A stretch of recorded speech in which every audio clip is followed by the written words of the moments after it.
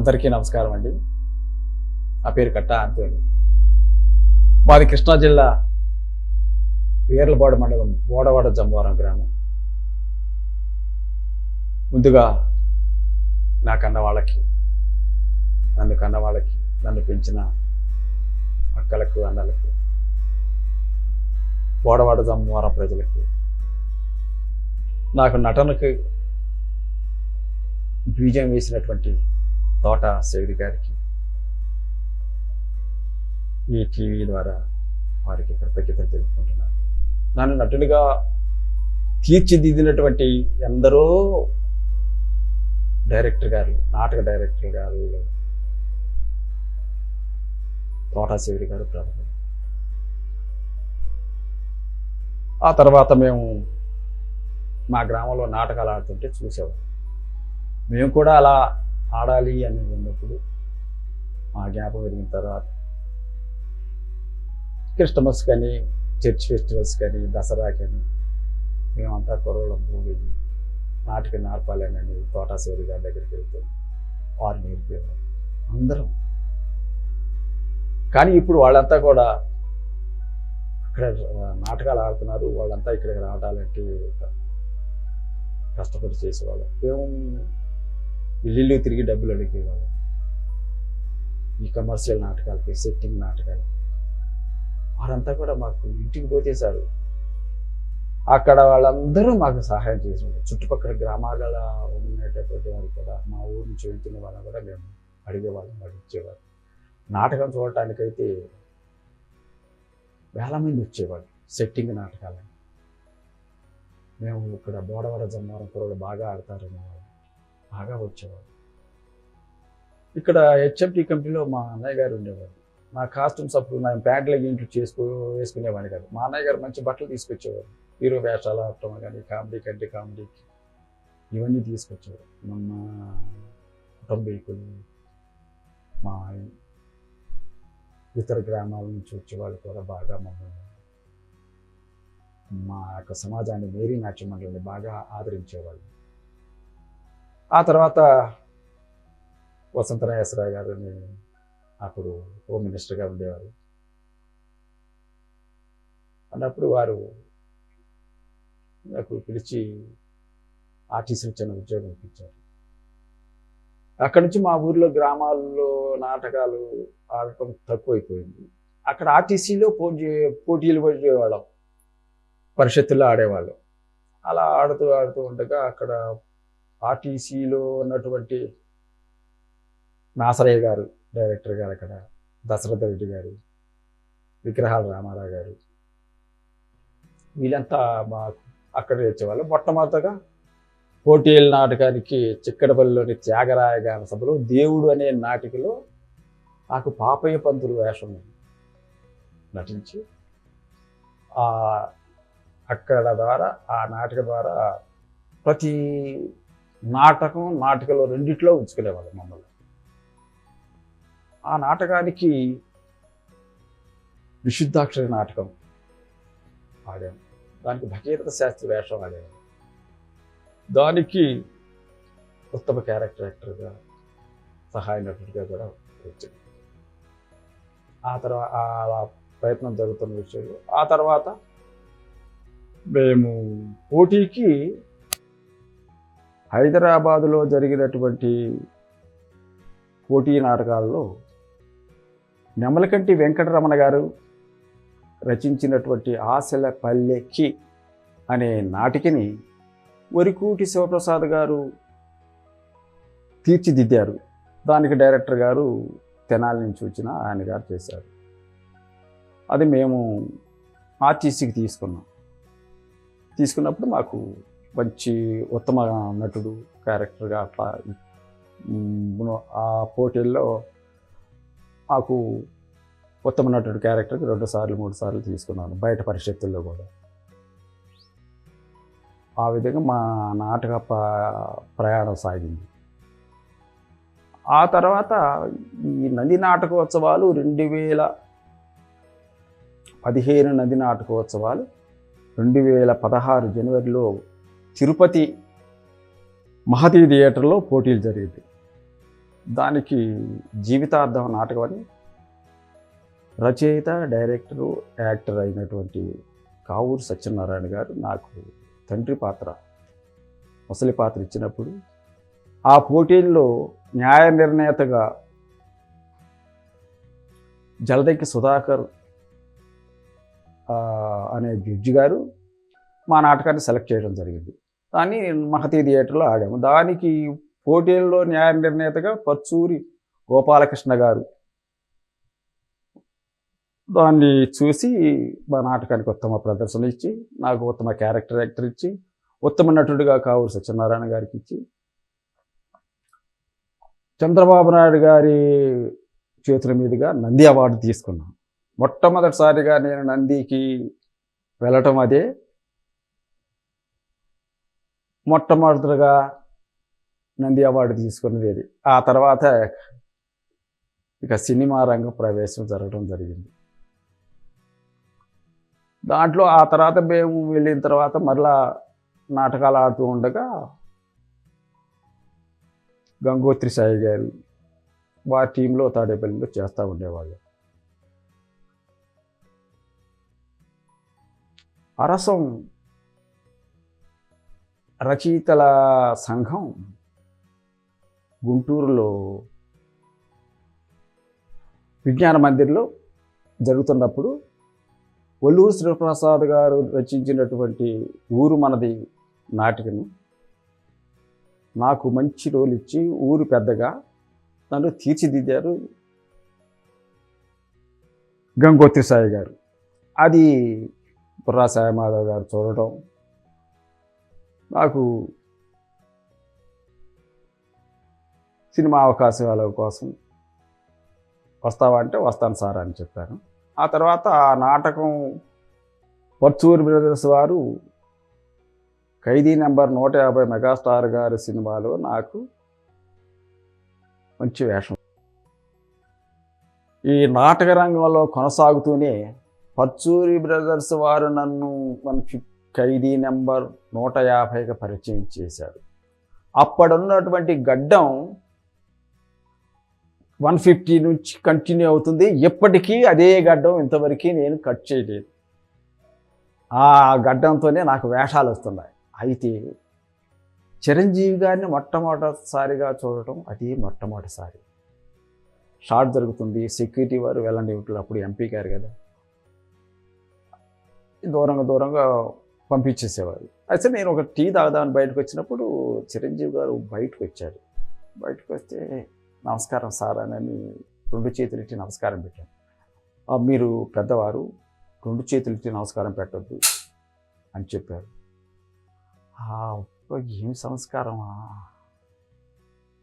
ఆ చిన్న ఆర్టిస్టులు కూడా ఇంత మర్యాద ఇస్తున్నారు, వారి యొక్క తల్లిదండ్రుల పెంపకం ఇట్లాంటిదా అని అనుకున్నాను.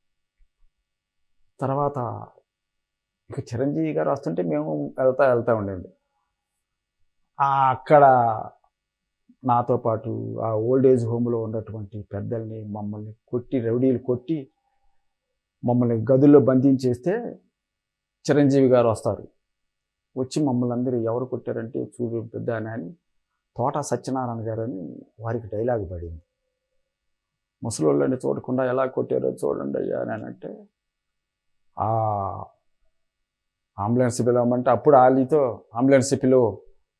అంబులెన్స్కి ఫోన్ చేస్తే చేయనట్లేదని అంటారు మాలో ఒక ఆర్టిస్ట్. ఆ తర్వాత ఫైటింగ్ చేసిన తర్వాత అంబులెన్స్ ఇక్కడ ఉండాలి,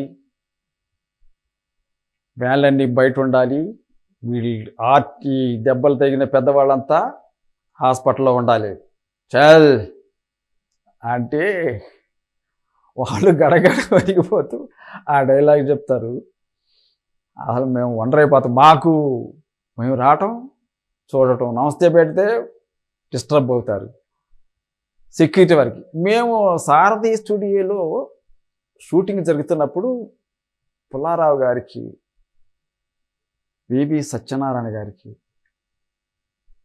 సార్ మేము హీరో గారితో ఫోటో దిగాలని మా ముసలోళ్ళ అందరం, సత్యనారాయణ గారు, మోహన్ రావు గారు, వీళ్ళందరూ అడుగుతుంటే నేను ఆ చిరంజీవి గారు ఎప్పుడైతే పెద్దవాళ్ళు నాకు 2 చేతులకి నమస్కారం పెట్టొద్దన్నారో, పెట్టకపోయినా నేను బాధపడనన్నారు, అప్పటి నుంచి నేను కంట పడకుండా తప్పుకుంటా ఉండేవాడిని. వాళ్ళంతా ధైర్యం చేసి వాళ్ళకి చెప్తే వీళ్ళంతా మేము దిగాలన్న ఇదిలో పోటీ పడతామంటే నేను వెనక ఉండిపోతే అందరూ నుంచున్నారు, నాకు ప్లేస్ లేదు. అప్పుడు చిరంజీవి గారు పెద్దాయన నువ్వు నా వెనక్కి రానన్నారు. అప్పుడు చాలా సంతోషం. నా దగ్గర ఆ ఫోటో కూడా ఉంది. వెనక నా తలకాయ వరకు కనపడితే చాలనుకుంటా, చిరంజీవి గారి యొక్క భుజాల మీద ఉంటుంది నా తల. చాలా హ్యాపీ ఉంది. అది ఆఖరి రోజు అనుకుంటా. అక్కడ ఆర్టిస్టులకి భోజనం మజ్జిగ పెడుతున్నారా, అర్ధగంట టీలు మజ్జిగ ఇవన్నీ ఇవ్వాలని చెప్పారు. వాళ్ళు గడగడలేకపోతా ఇస్తున్నాం సార్. ఆయన తర్వాత చిరంజీవి గారిని చూసామన్న సంతోషం, వాటితో చేస్తున్న సినిమాని మా ఊరు వెళ్ళిన తర్వాత ఎత్తి చిరంజీవి గారితో సినిమా, చిరంజీవి గారితో మీతో డైలాగ్ దగ్గరంటే వేరు బాబు వెనకనే ఉన్నవరా, తోట సత్యనారాయణ గారికి 6గురికి తలలు కోసుకొని చచ్చిపోతే వారికి పిండ ప్రదానం చేస్తుంటే అక్కడ తోట సత్యనారాయణ గారు జ్యోతిని వెలిగించాలంటే అప్పుడు చిరంజీవి గారు వచ్చి వెళ్తుంటే చిరంజీవి గారి వెనకమాలే ఉంటా అక్కడ చూసుకుంటారని అంటే ఆ సినిమాతో ఎప్పుడు వస్తుందన్నా 150 ఎప్పుడు వస్తుంది, ఖైదీ నెంబర్ 150 ఎప్పుడు వస్తుంది అన్నారు. చేసిన నాకే అంత ఇదిగా ఉంటే మీరు చూడటానికి వస్తుంది ఉండండి అన్నప్పుడు సినిమా వచ్చిన తర్వాత మేమంతా మా నాటకాలలో ఆడిన వాళ్ళు అంతా వెళ్ళి చూసేవాళ్ళం మాట. ఇక నన్ను ఎత్తేసారు.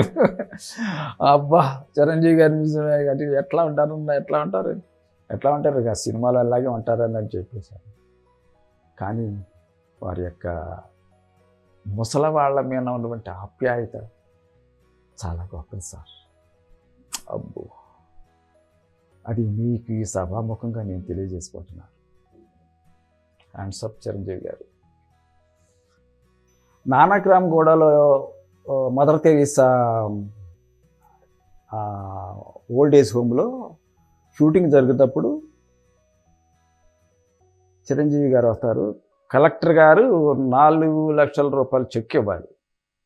అది తీసుకొచ్చి ఇస్తే చిరంజీవి గారికి ఇస్తుండగా మోహన్ రావు గారు అనే ఆర్టిస్ట్ గారు ఆ చెక్కుని లాగేసుకొని చించేసేస్తారనమాట. చించేసినప్పుడు అప్పుడు చిరంజీవి గారు డైలాగ్ చెప్తారు, 4 లక్షల రూపాయల చెక్కు ముసలోడు అతికించుకోవడానికి కూడా పరికలేదు అని డైలాగ్ చెప్తారు. మాకు భలే ఇది అయిపోయింది. అది వినపడి కలెక్టర్ గారికి వినపడకుండా చెప్తారనమాట. అది బాగా నవ్వుకున్నాం. ఆ తర్వాత డైరెక్టర్ గారు ఆలీ గారేమో ఆడవేషం, బ్రహ్మానందం గారు మాకు వార్డెన్లాగా భోజనాలు వండి పెట్టడం, రఘుబాబు గారు మాకు వంట మనిషి. వాళ్ళిద్దరిని ఇది చేసినప్పుడు బ్రహ్మానందం గారు ఆలీ గారు మీద పడేస్తారు. పెట్టేసినప్పుడు వాళ్ళని లేపాల. చూస్తూ అలా ఊకుంటామేంటి అని లేపేటప్పుడు చిరంజీవి గారు అక్కడే ఉన్నారు, మేము అక్కడే ఉన్నాం, చూస్తూ ఉన్నాం. ఆలీ గారిని లేపాలి. నానక్రామ్ గూడలో మదర్ తెరీసా ఓల్డ్ ఏజ్ హోమ్లో మేము అందరం పెద్దవాళ్ళం అంతా ఉన్నాము. ఉన్నప్పుడు చిరంజీవి గారు ఆలీ గారు ఒక మాట్లాడుకొని బ్రహ్మానందాన్ని ఎట్లాగైనా తన దారిలోకి తీసుకొచ్చుకోవాలని ఆడవేషం ఏమో బాలీ గారికి ఏమిచ్చి వచ్చినప్పుడు అందుట్లో మత్తుమందు కలిపి ఇస్తారు. వచ్చిన తర్వాత ఆలీ గారిని బ్రహ్మానందం గారు వాటేసుకుంటారు. రఘుబాబు గారు వచ్చి ఏంటిది పూరి పిసికెత్తే పూరి పిండి అనుకుంటా అని వారు కొద్దిగా ఇదిలో మాట్లాడతారు. రఘుబాబు గారు అందుకని పడిపోతారు, బ్రహ్మానందం గారు పడిపోతారు, ఆలీ గారు బ్రహ్మానందం గారి మీద పడిపోతారు. వాళ్ళిద్దరిని విడదీయాల. చూస్తూ ఊకుంటామని అంటే చిరంజీవి గారు వాళ్ళు లెగవటం లేదు, పడిపోవటం, ఇద్దరు లెగుస్తున్నారు, ఇద్దరు పడిపోతున్నారు. అప్పుడు చిరంజీవి గారు వచ్చి బ్రహ్మానందం గారిని కాలుతో కింద తొక్కి ఆలీ గారిని లేపుతారు. దానికి మాకు పట్టరాని నవ్వు వచ్చింది. నవ్వుతే ఎక్కడ నవ్వు పడుతుందో అని మేము కనపడుకొని కొద్దిగా పక్కకు తప్పుకున్నాను అన్నమాట. కామెడీ కూడా బాగా చేస్తారు మెగాస్టార్ గారు. డ్యాన్స్ అంటే మేము కమర్షియల్ నాటకాలు ఆడేటప్పుడు మెగాస్టార్ గారి పాటలు ప్రతి ఒక్క మా ఫ్యాన్స్ ఉండేవాళ్ళు, ఎవరి ఫ్యాన్స్కి ఆ పాటలు పెట్టేవాళ్ళు. చిరంజీవి గారి పాటలు, అటు కృష్ణ గారి పాటలు, ఎన్టీ రామారావు గారి పాటలు, తర్వాత పవన్ గారి పాటలు, బాలకృష్ణ గారి పాటలు, ఒక్కొక్కరికి అందరు హీరోల పాటలు పెట్టుకునే వాళ్ళం అన్నమాట. నేను మాత్రం నాకు పెద్దగా డ్యాన్స్ రాదు, నాగేశ్వరరావు గారి పాటలు పెట్టుకునేవాడిని. ఆ విధంగా మా నాటక రంగంలో మేము ఆడుతూ ఉన్నాం. ఏళ్ళు ప్రతి పాటకి ఏళ్ళు వేసాము తప్పు. తర్వాత ఇక వివి వినాయక్ గారు ఆలీ గారిని కొట్టేసినప్పుడు ఆ ఎక్స్ప్రెషన్స్ అవన్నీ చాలా బాగా చేయించారు. ఇక పుల్లారావు గారు అయితే బాగా చేస్తారు వాటిని. కట్టగారు అని పిలుతుంది, ఆంతోని అని ఎక్కడ పిలిచి కానీ కట్ట అని పిలుతుంటే సరే సార్ అట్లనే ఉంది. అప్పుడు నాకు ఫోన్ నెంబరు చిన్న ఫోన్ కొనుక్కుంటే ఆ ఫోన్తో నిలిచాడు. ఆ తర్వాత సినిమా ఒక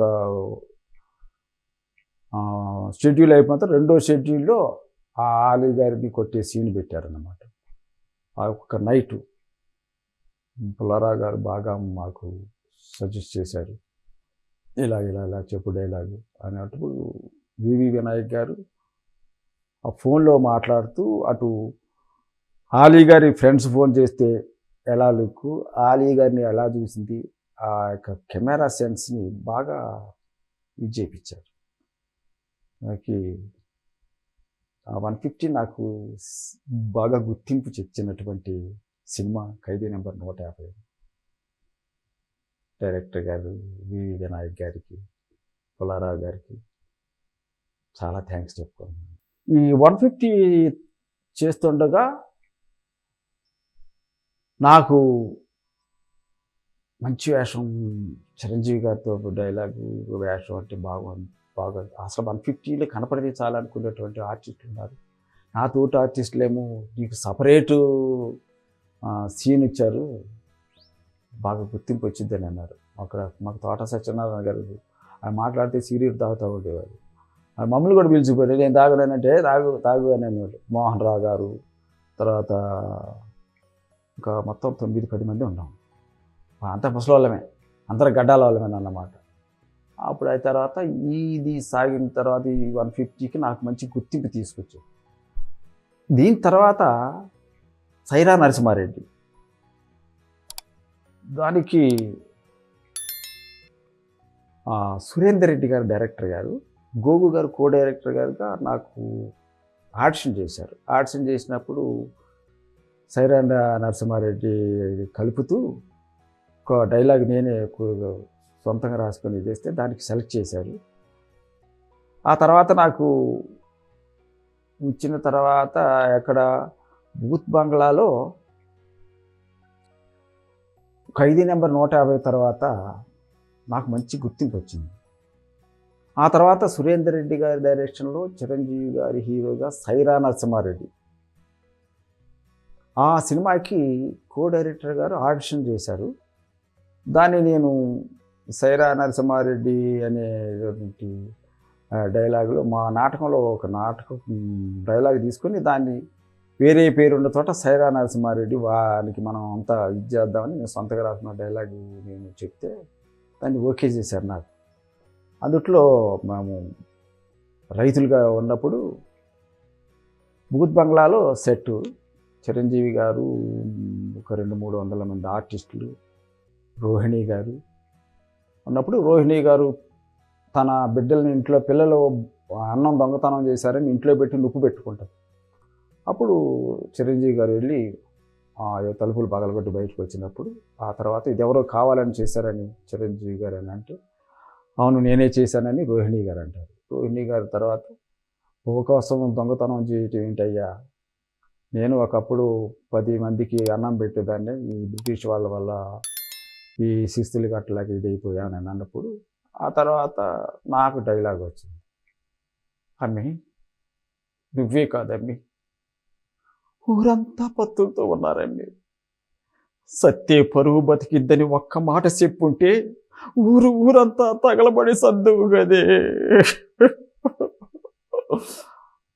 అని డైలాగ్ చెప్తే చిరంజీవి గారు విని సూపర్ పెద్దాయనా అన్నారు. నమస్తే సార్ అని. అది నా బ్యాడ్ లక్, అది ఎడిటింగ్లో లేదు, ఆ డైలాగ్ ఇదయింది. అయితే మొన్న ఆచార్యలో చేశారు చిరంజీవి గారితో రామ్ చరణ్ గారి కాంబినేషను. తండా రైతుగా కొరటాల శివ గారు డైలాగ్ రాసిచ్చారు.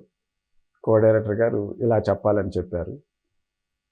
ఆ చెప్పిన 150లో ఎంత ఆనందం పొందాను.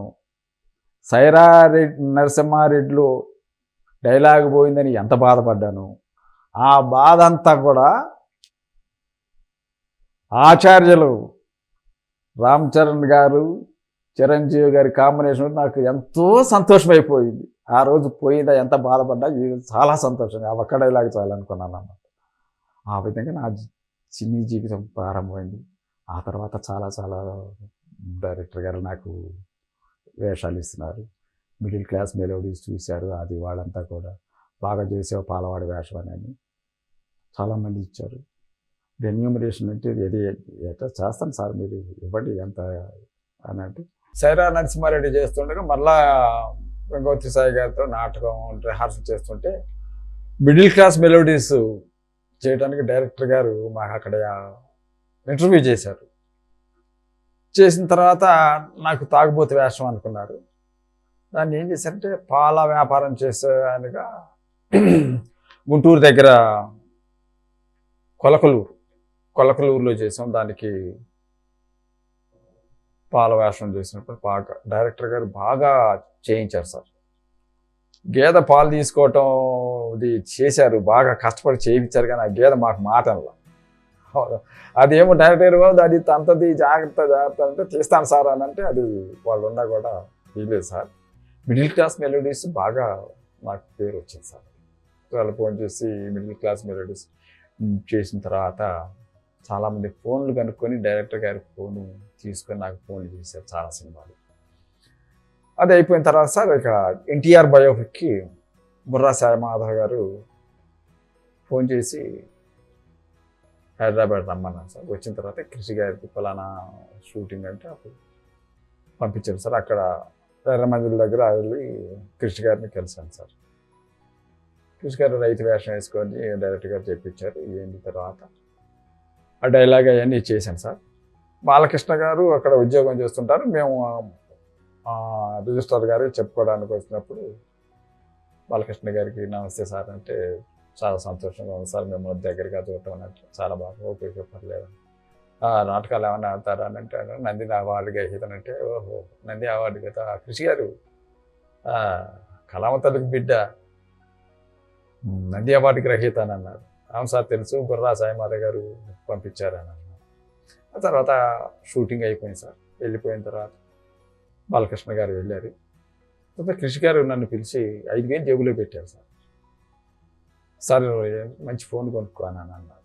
అంటే నా చిన్న ఫోను తమతో ఫోన్ తీస్తానంటే మరి అక్కడ అసిస్టెంట్ డైరెక్టర్ గారి దగ్గర ఫోన్ ఉంటే చేశారు సార్. మరి బాలయ్య బాబు గారు అంటే వారు వెళ్ళారులే ఈసారి ఇది తీసుకున్నాడు అని అన్నారు.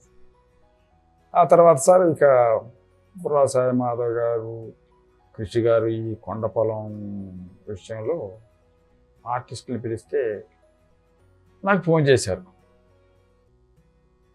కృషి గారు వాళ్ళ మేనేజర్ గారు. ఆ తర్వాత కృషి గారికి నన్ను పరిచయం చేశారు సార్ బుర్రా సాయి మాధవ్ గారు. ఇది బాలకృష్ణ గారితో అది చేసిన తర్వాత అఖండకి బోయపాటి శ్రీని గారు డైరెక్టర్ గారు. అంత క్రితం పట్టిసీమ యాడ్ చేశాను సార్. యాడ్ చేసిన తర్వాత బాగా ఉదయం ఎంత హుషారుగా ఉంటారో ఉదయం నుంచి ఆ రోజంతా షూటింగ్ చేసి మరలా ప్యాకప్ చెప్పేదాకా అదే ఎనర్జీతో హుషారుగా ఉంటాయి సార్ తెలిసిన తర్వాత గురువుగారు బాగా చేశారు అని అన్నారు. మీరు బాగా చేయించారు సార్ అని అన్నారు. సరే ఓకే ఓకే, సరే మీకు ఏమన్నా మందు అలవాటు ఉందా అంటే అదేం లేదు సార్ అని. ఉంటే ఒక పెగ్గు వేసుకుంటే 2 పెగ్గులు వేసుకొని పడుకో, ఎందుకంటే గ్లిజరిన్ వాడాను, తలపోటు వస్తుంది అని ఈ రాత్రికి హోటల్లోనే ఉండి భోంచేసి పడుకొని తెల్లారి మీ ఊరు వెళ్ళి అని అన్నారు సార్. ఆ తర్వాత అఖండాకి పిలిచారు సార్. అఖండాకి పిలిచి, గురువుగారు ఈ డైలాగ్ నువ్వే చెప్తాలని నాకు అనిపించింది, పోయితేనే చెప్తావని పిలిపించాను, అది ట్రైబల్లో చెప్పన్నారు డైలాగ్ సార్. ఒకసారికి తమకి ఎన్ని వస్తానని అంటే ఆ డైలాగ్ ఆ ట్రైబల్లోనే చెప్పాను సార్. చెప్తే బాగుంది అట్లాగే చెప్పాను అన్నారు. చెప్పిన తర్వాత సార్ మరలా బ్లాస్టింగ్ అయిపోయింది సార్ హాస్పిటల్లో.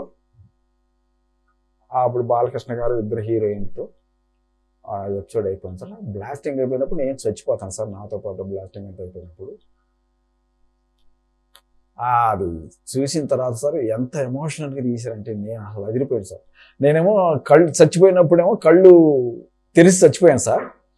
మళ్ళీ ఆ షార్ట్ యాంగిల్ మార్చిన తర్వాత సార్ మరి కళ్ళు తెరవాలంటే కళ్ళు తెరవద్దు, దుమ్ము పడుతుంది, కళ్ళు మూసుకో చచ్చిపోయినట్టు ఉంటావు అని అన్నాడు. తీసిన తర్వాత సార్ కెమెరామన్ గారు బోయపాటి గారు వచ్చి, గురుగారు చాలా బాగా చేశారు, బాగా అలాగే సార్, థ్యాంక్ యూ సార్ అని బాగా ఇదేయాను సార్. ఆ విధంగా అఖండ చేశాను సార్. తర్వాత ఈ బోయపాటి శ్రీను గారు చేసినటువంటి ఎపిసోడ్ ఉంది సార్, పట్టిసీమ ఎపిసోడ్ బాగా ఇదైపోయింది సార్. దాంతో నాకు వేషాలు బాగా వస్తున్నాయి సార్. ఎవరన్నా ఫోటో పంపమంటే ఆ ఎపిసోడ్ పంపించేవాడు సార్. ఆ ఎపిసోడ్ తర్వాత 150 ఇది ఉంది కదా సార్, ఆ ఎపిసోడ్ పంపితే డెఫినెట్గా వేషం వేసేవాళ్ళు సార్. ఆఫీస్కి సార్ రాగలరా అంటే వస్తామని అన్నాను సార్. ఇక అలా అయిపోయిన తర్వాత సార్ ఈ మరలా బుర్రా సాయి మాధవ్ గారు రాజమౌళి గారి శిష్యుడు అశ్విని గంగరాజు గారు ఆకాశవాణి సినిమాకి ఆడిషన్కి పంపించారు బుర్రా సాయి మాధవ్ గారు. అక్కడ చెప్పిన తర్వాత వాళ్ళు నన్ను సెలెక్ట్ చేసుకున్నారు సార్. పాడేరులో 40 రోజులు షూట్ చేసాం సార్. దానికి అది చాలా మంచి వేషం సార్. అది మొన్న ఈ మధ్యనే సోనీ లైవ్లో రిలీజ్ అయింది సార్. అది చేస్తుండగా డైరెక్టర్ గారు, కో డైరెక్టర్ గారు అక్కడ అంతా సార్ ఎలా చూసేవాళ్ళు అంటే కొత్త పెళ్లి కొడుకులా చూసేవాళ్ళు సార్. ఇక వెళ్ళటం తీసుకురావటం, ఇక్కడ చలి 4 గంటలు అయితే షూటింగ్ జరిగేది కదా సార్.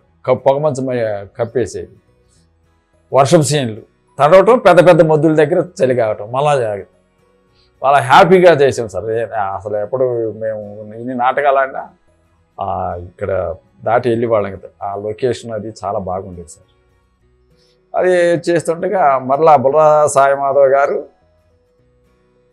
కొండపాలెం డైలాగు రాయాలని కృషి గారు మాట్లాడుకుంటా అది ఆ స్లాంగ్ మాట్లాడటం బాగుందని అన్నారట. అప్పుడు నాకు మళ్ళీ కృషి గారు వారి మేనేజర్ గారితో నాకు ఫోన్ చేశారు, మంచి విషయం బాగా చెయ్యి అని అన్నారు బుర్రా సాయి మాధవ్ గారు. ఇక కృషి గారు దుస్తులు అవన్నీ చేసిన తర్వాత సార్ ఇలా చేస్తూ ఉండగా కొండపాలెం కృషి గారి దగ్గర నుంచి ఫోన్ వచ్చింది సార్. బుర్రా సాయి మాధవ్ గారు ఫోన్ చేసి, సార్ కృషి గారు ఆఫీస్ నుంచి ఫోన్ వచ్చింది సార్ అని, మంచి వేషం చాలా జాగ్రత్తగా చేసుకో అని చెప్పారు బుర్రా సాయి మాధవ్ గారు. వచ్చిన తర్వాత కృషి గారు నాకు కాస్ట్యూమ్స్ అన్నీ వేసిన తర్వాత రైటర్ గారు కృషి గారు చూశారు సార్, బాగుంది, యాప్ట్ అవుతాడని. ఇక కొండపాలెం బయలుదేరాం సార్. గొర్రెలు ఇక్కడి నుంచి గొర్రెలు తీసుకుపోయాం సార్ అడవికి. కృషి గారు ఏమి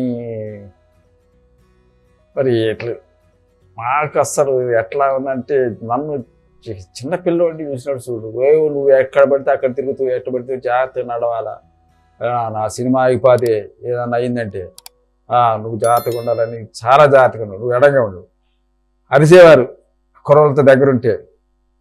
ఎందుకు మీరు ఎక్కడ ఉన్నారు, వెళ్ళండి పుల్లయ్య గారి దగ్గర నుంచి వెళ్ళండి, పుల్లయ్య గారిని అని పిలిచేవారు సార్. నా వేషం పుల్లయ్య వేషం, వెళ్ళండి వెళ్ళండి అనేవారు. ఒక్కొక్క డైలాగు అందరికీ ఫోన్ ద్వారా పంపించేస్తారు స్క్రిప్టు. నాకేమో చిన్న ఫోన్ నాకు లేదు. నాకు రాంగ్లోనే అసిస్టెంట్ డైరెక్టర్ గారు స్క్రిప్ట్ ఇచ్చేవాళ్ళు. ఆ స్క్రిప్ట్ మొత్తం చదువుకునేవాడు సార్. ఎవరి తర్వాత ఎవరేది మాకు ఈ నాటకాల్లో అలవాటు కదా, ఎవరి డైలాగ్ అయిపోద్ది, ఎవరి డైలాగ్ అయిపోయిన తర్వాత చెప్పాలనేది బాగా జ్ఞాపకం చేసుకొని డైలాగ్ అవలో చెప్తూ ఉండేవాళ్ళు. ఏం చెప్తున్నప్పుడు వేషం తీర్చిదిద్దారు సార్ నా వేషం. ఇంత డబ్బింగ్ దగ్గర కూడా ఒక పలకపోతే 10 సార్లు చెప్పి పలికిచ్చారు సార్ ఆ స్లాంగ్. తర్వాత ఇక వైష్ణవ్ తేజ్ గారు సార్, చదువుకున్న కుర్రోడు, వాళ్ళ నాన్నతో అడవికి వస్తాడు సార్.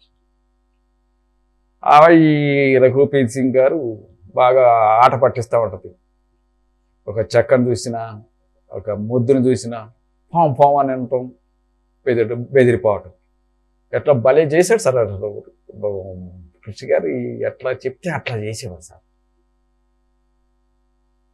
సార్ అంటా ఉంటే సార్ అవద్దు ఏమదు, ఏమన్నా తర్వాత మాట్లాడండి వెళ్ళండి అని అనేవారు కృషి గారు. ఇక మేము అక్కడి నుంచి చాలా జాగ్రత్తగా ఎవరు వేషం వస్తే వాళ్ళు ఎవరికి ఇచ్చి పిలిస్తే అక్కడే కూర్చొని ఉండేవాళ్ళు.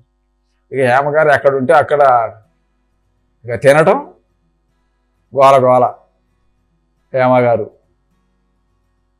వైష్ణవ్ తేజ్ గారిని అక్క అనా అంటా ఉండేవారు ఆ హేమ గారిని.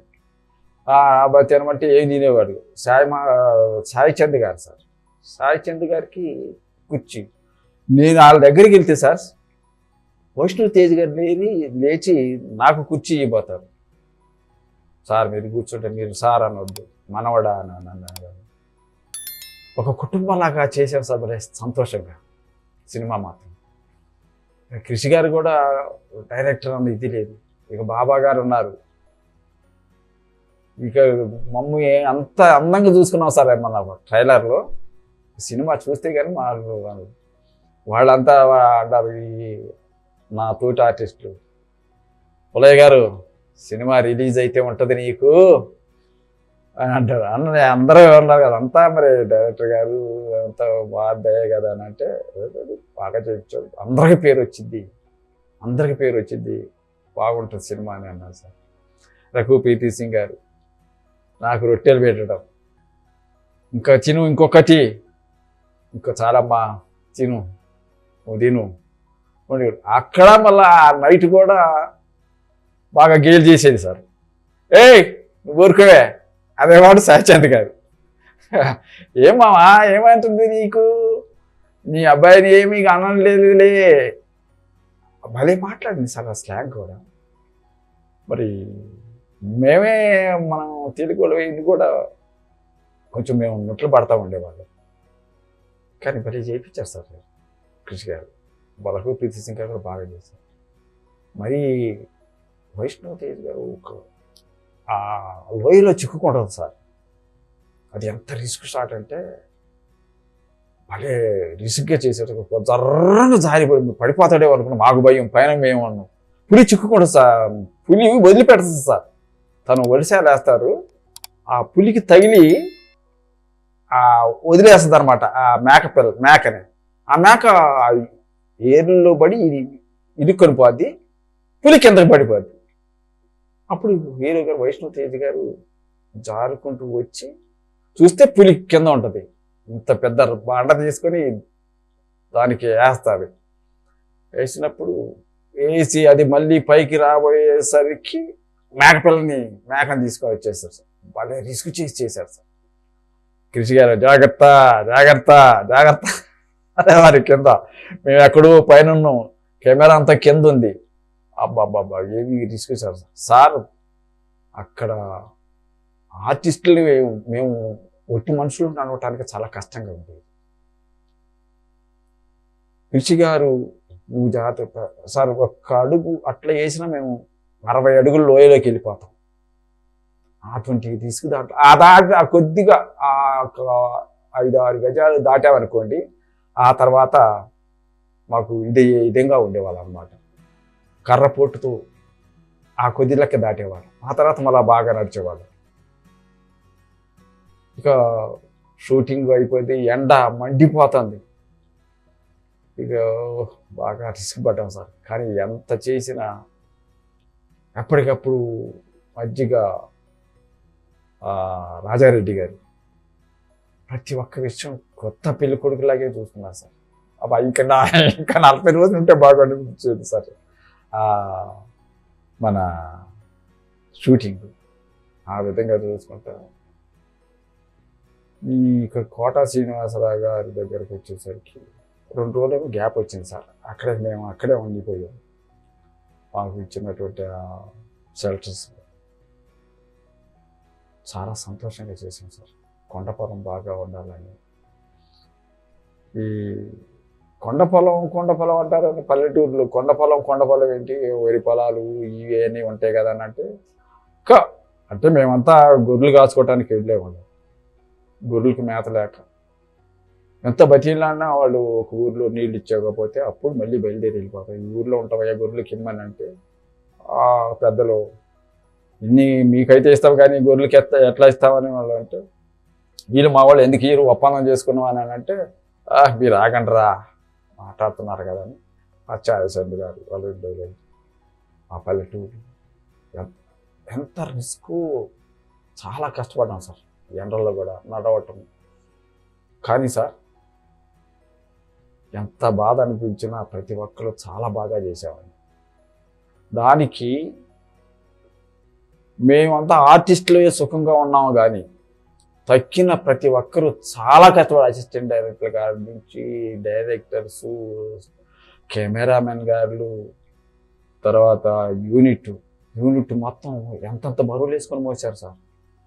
నేను ఈ కొండ పొలం నేను వ్యవసాయం చేసి పండించినటువంటి గింజల్ని ఎలా తింటున్నానో, ఈ కొండ పొలం రిలీజ్ అయిన తర్వాత నాకు మంచి ఆఫర్స్ వస్తాయి. కృషి గారు, బుర్రా సాయిమాధవ్ గారు నాకు ఇచ్చినటువంటి అవకాశాలు సద్వినియోగం చేసుకున్నాను. వారు నా మీద ఉంచినటువంటి నమ్మకాన్ని చాలా బాగా చేశానని అనుకుంటున్నాను.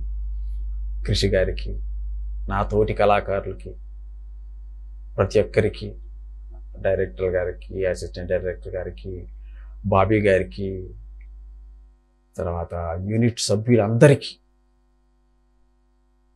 ఈ సినిమా మంచి హిట్ చేశారు సార్. ఖచ్చితంగా హిట్ అవుతుంది. నాకు మంచి ఆఫర్స్ వస్తాయి. ఈ క్రెడిట్ అంతా కృషి గారు మీదే సార్. అలా ఉంది సార్. తర్వాత ఇక నెక్స్ట్ హరహర వీరమల్లు సార్.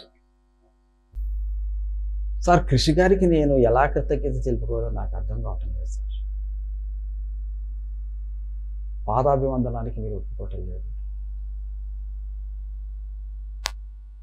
బుర్రా సాయిమాధవ్ గారు అంతే. నన్ను మీకు పరిచయం చేసిన బుర్రా సాయిమాధవ్ గారు నాకంటే చిన్నవాడు. తమరు అంతే. నా జీవితాంతం మర్చిపోలేనటువంటి సంఘటన మీరు నాకు ఈ కొండ పొలంలో పుల్లయ్య వేషం ఇవ్వటం. కర్నూలులో నన్ను స్టేజ్ ఎక్కి మాట్లాడేది కీరవాణి గారు. మంచి పాట. ఆ పాటలో నాకు 3 బిట్లు ఇచ్చారు కృషి గారు. హ్యాండ్స్ అప్ కృషి గారు. మీరు నిత్య కృషి బలుడు సార్. మీ సినిమాలంటే ఎంత క్రేజ్ ఉందో మాకు అర్థమవుతుంది సార్. మరి ఆ హీరోయిన్కి సాంగ్ కళ్ళతో వారి యొక్క ప్రేమని తెలుపుకోవటం ఉంది సార్. ఆ షార్ట్స్ మా తిరిగిపోయే షార్ట్స్, క్లోజ్ షార్ట్స్ నాకు మతిపోయింది సార్. సినిమా మేము ఇంకా చూడలేదు ట్రైలర్లోనే మా యొక్క వేషాలు, ఆ గొడ్డలపై మా ఆర్టిస్టుల యొక్క వాల్ పోస్టర్ పెట్టారు వైష్ణవ్ తేజ్ గారిని. మమ్మల్ని అందరినీ మోసుకెళ్ళిపోతున్నారు అనమాట వైష్ణవ్ తేజ్ గారు. వైష్ణవ్ తేజ్ గారిని మేము మోసుకెళ్ళాలి. ఇంకా మేనమామల్ని మించిన ఆర్టిస్ట్ అవ్వాలని, అన్నగారిని మించిన స్టార్ అవ్వాలని, మీరు మరీ సినిమాలు మీరు చెప్పారు. వైష్ణవ్ తేజ్ గారి యొక్క వ్యక్తిత్వాన్ని, చిన్నపిల్లాడి మనస్తత్వం కలిగినటువంటి ఈ ఈ టీవీ ద్వారా కృషి గారికి నా కృతజ్ఞతాభివందనాలు. తర్వాత హీరో వైష్ణవ్ తేజ్ గారికి, రకుల్ ప్రీతి సింగ్ గారికి, సాయి చంద్ గారికి, కెమెరామెన్ గారికి, కీరవాణి గారికి, వారి బృందానికి, కృషి గారి యొక్క కృషితో కొండ పొలంలో మేము పడిన పాటలన్నీ మర్చిపోతాం. ఆర్టిస్టులు కష్టం కన్నా ఆ యూనిట్కి ఎంత కష్టమో మాకు తెలుసుకున్నాం సార్. అయినా సరే వాళ్ళు ఎంత ఇదిగా చేశారంటే, మేము పొలంలో కూడా అంత కష్టపడి పనిచేసేవాళ్ళు కాదు సార్. పొలాలకు కూడా అంత కష్టపడేది కాదు. కానీ ఈ కొండ పొలం నన్ను కొండెక్కించినారు సార్. కొండ పొలంతో పుల్లయ్య వేషంతో నన్ను కొండెక్కించారు సార్ కృషి గారు. వారికి నా కృతజ్ఞతాభివందనాలు.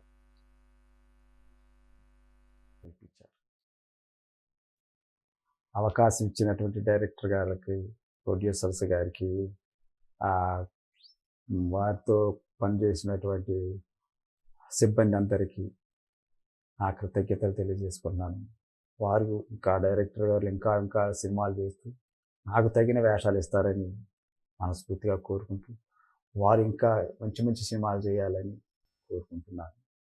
ఈ ప్రోగ్రామ్ని ప్రసారం చేసినటువంటి ఎర్క్యూరీ మస్తీ ఛానల్ వారికి, మీకు నా కళాభివందనాలు తెలియజేసుకుంటూ సెలవు తీసుకుంటున్నాను.